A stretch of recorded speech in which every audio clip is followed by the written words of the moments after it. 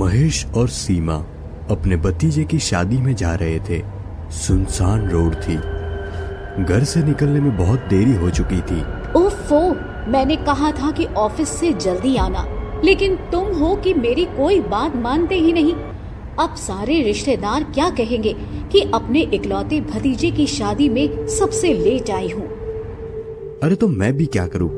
Office में boss को छुट्टी के लिए बोला था, फिर भी हाफ डे का बोला। जैसे तैसे पीछा छुड़ा कर आया हूँ। तो किसने कहा था ऑफिस जाने को? आज छुट्टी नहीं ले सकते थे क्या? दोनों अपनी कार में बैठे हुए बात करते हुए जा रहे थे। तभी सड़क के बीचों बीच एक औरत खड़ी थी और अचानक महेश, सामने देखो। महेश ने जोर से ब्रेक मारे। दोनों का दिल जोर जोर से धड़कने लगा। कहीं मर तो नहीं गई? चलो, किसी ने देख लिया तो मुसीबत खड़ी हो जाएगी। नहीं नहीं, हमें देखना चाहिए। जिंदा होगी तो हॉस्पिटल ले जाएंगे। दोनों कार से उतरे। देखा तो उनकी आंखें फटी की फटी रह गई। पीछे कुछ भी नहीं था, ना ही गाड़ी के सामने। वो औरत कहां गई? सीमा को डर लगा। घबराते हुए वो बोली, चलो चलो यहाँ से। दोनों डर के मारे वापस कार में बैठे और निकल गए। रास्ता बहुत सुनसान था और वो चले जा रहे थे। तुम्हें क्या लगता है, कौन थी वो औरत जो अचानक सामने आई और गायब हो गई? हो सकता है ये हमारा वहम हो, लेकिन दोनों को एक ही जैसा वहम। सीमा सहम गई। तभी महेश ने फ्रंट मिरर में देखा और अचानक ब्रेक मार दी। क्या हुआ? अचानक से ब्रेक क्यों मार दिया? महेश सीमा को देखते हुए हांफता हुआ। जैसे ही पीछे मुड़कर देखा तो कोई नहीं था। मुझे अभी अभी वो औरत पीछे दिखाई दी, लेकिन पीछे तो कोई भी नहीं है। रास्ते में दोनों को भूख लगी। उन्होंने सोचा कि अभी रास्ता बहुत दूर है तो किसी होटल पर रुककर फ्रेश हुआ जाए और आराम भी कर ले। दोनों कार से उतरे। सीमा ने देखा रोड की दूसरी ओर एक औरत खड़ी है और वो वैसी ही है जैसी उन्होंने कुछ देर पहले टक्कर मारी थी। सीमा ने उसे इग्नोर किया और दोनों होटल में गए। वो होटल देखने में कुछ अजीब सा लग रहा था, जैसे यहाँ पर कोई आता जाता नहीं हो, लेकिन मजबूरी थी तो दोनों ने वहाँ चाय नाश्ता किया। जैसे ही दोनों बाहर आए तभी महेश देखो, वो सामने एक औरत खड़ी है। वो वैसी ही दिख रही है जो हमारी गाड़ी के सामने आ गई थी। अब दोनों को देखकर डर लग रहा था। तभी वहाँ सामने से एक ट्रक आता हुआ दिखा। जैसे जैसे ट्रक आ रहा था वो औरत उसके सामने आ रही थी। अरे सुनिए मैडम, आप पीछे हो जाइए, आपके पीछे ट्रक।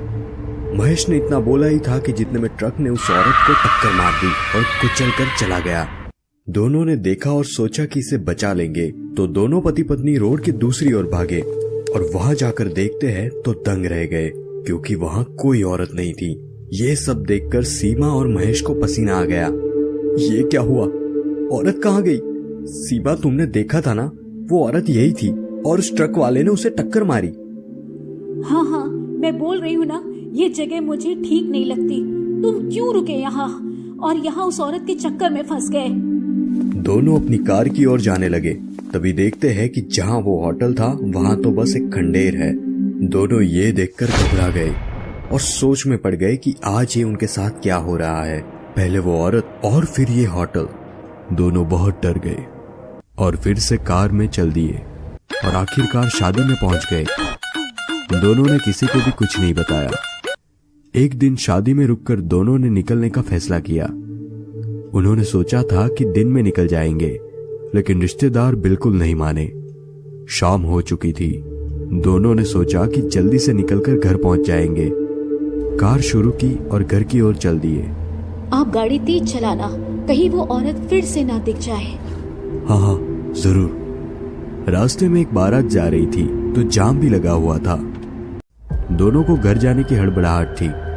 कार चलाते चलाते रात हो गई और अचानक गाड़ी चलते हुए रुकने लगी। ओफो, मैंने तुम्हें कई बार बोला है कि इस खटारे को बेचकर नई कार ले लो। अरे अभी कहाँ जाऊं इसे बेचने? दोनों कार से बाहर आ गए। महेश गाड़ी का बोनट खोलकर कार को चेक करता है कि इसमें अभी क्या खराबी आ गई। इस कार में तो कुछ समझ नहीं आ रहा कि क्या हुआ। लगता है मैकेनिक को बुलाना होगा। रुको, मैं कॉल लगाता हूँ। महेश मैकेनिक को कॉल लगाने की कोशिश कर रहा था। यहाँ तो मोबाइल के सिग्नल भी नहीं आ रहे।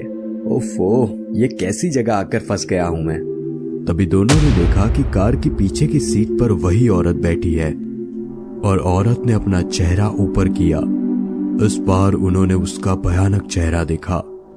उस औरत के मुंह पर टांके थे और उसका जला हुआ चेहरा देखकर दोनों की हिम्मत नहीं हुई कि फिर से कार में जाकर बैठे।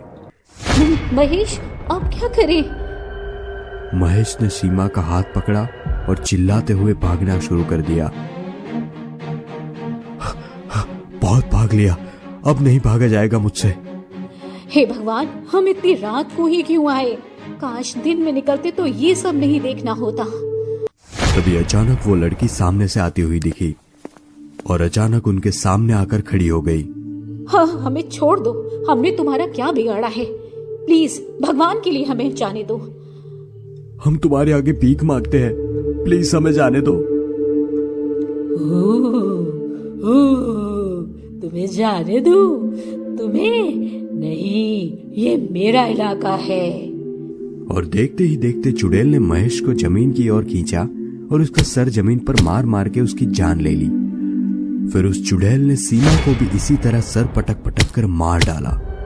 इस तरह उन दोनों पति पत्नी की वहीं पर मौत हो गई।